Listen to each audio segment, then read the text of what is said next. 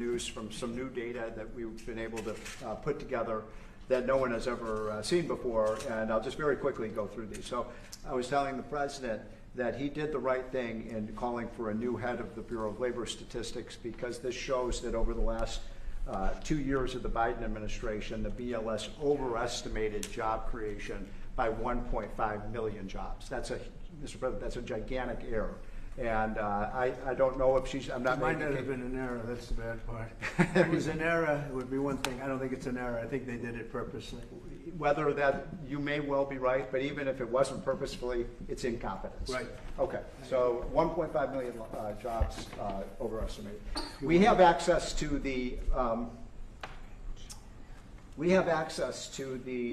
some data that no one else does on what has happened month by month with median household income. This is based on unpublished Census Bureau data.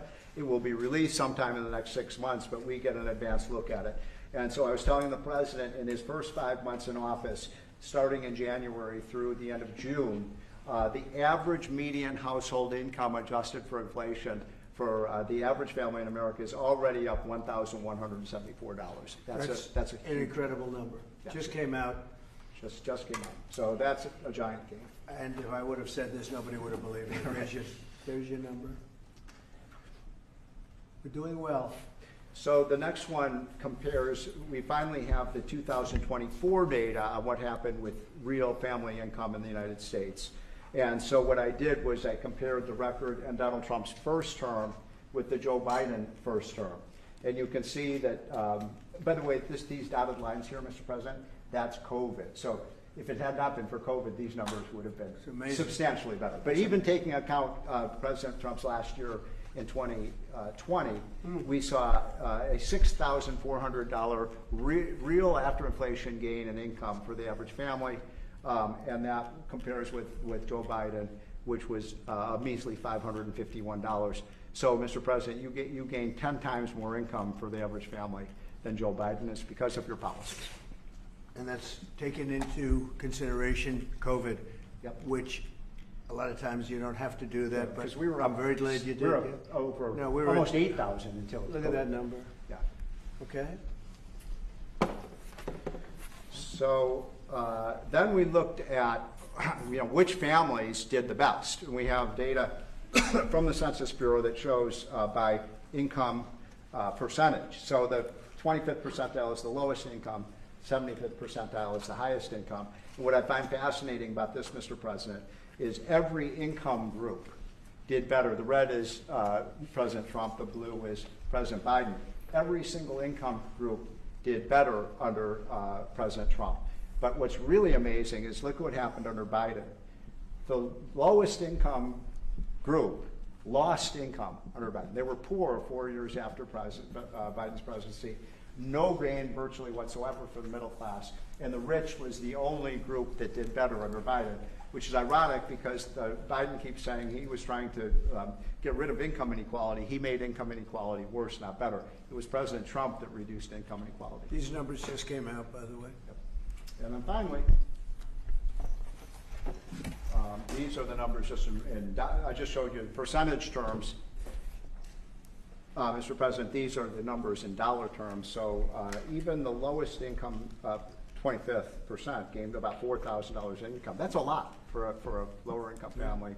$6,400 for the middle class and almost $10,000 for the richest. So you can see every income group did better under Trump than Biden by a wide margin. That's the story.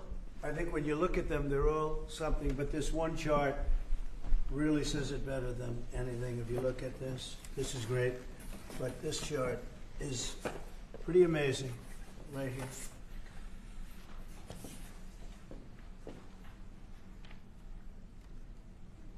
All new numbers.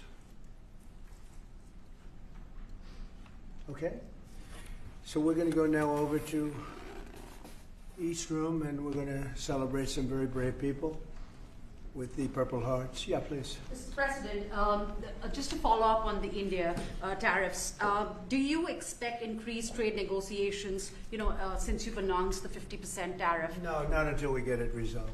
Mr. President, does your deadline for Vladimir Putin agreeing to a ceasefire still stand tomorrow, or is that fluid now that talks Say it, what? Is your deadline still standing for Vladimir Putin to agree to a ceasefire tomorrow, or is that fluid now? It's going to be up to him. And do you, We're going to see what he has to say. It's going to be up to him. Very disappointed. Yeah. and do you have to meet with? Does Putin have to meet with Zelensky in order and before you and Putin have to meet, or are you No. Are you So hoping you're for? willing to, that's actually important because President Putin said this morning he was pretty dismissive of this idea of meeting with President Who was? Zelensky. President Putin was. I don't know. I didn't hear For you him. to meet with him, he doesn't have to agree to meet with Zelensky. Is that what you're saying? No, he doesn't. No. So when do you think that meeting? They would like to meet with me, and I'll do whatever I can to stop the killing. So last month, they lost 14,000 people killed last month. Every week is 4,000 or 5,000 people. So I don't like long waits. I think it's a shame. And they're mostly soldiers. They're Ukrainian and Russian soldiers, and some people from the cities where missiles are lobbed in, and you'll lose 35, 40 people a night, which is terrible. But no, mostly it's soldiers, and you're talking about, on average, 20,000 a month. 20,000 people are dying a month. Generally young people, soldiers. We're going to speaking about soldiers. We'll see you over for Purple Rain. Thank you, press. Thank you, press. Thank you, press. Thank you, press. Thank you, press. Thank you, press. Thank you, press. Thank you, press. Thank you, press. Thank you, press. Thank you, press. Thank you. Keep moving. Thank you. Thank you, press. Come on, guys. Let's go. Thank you, guys. Thank you, Mr. President. Thank you, guys. Thank you. I just want to make sure this is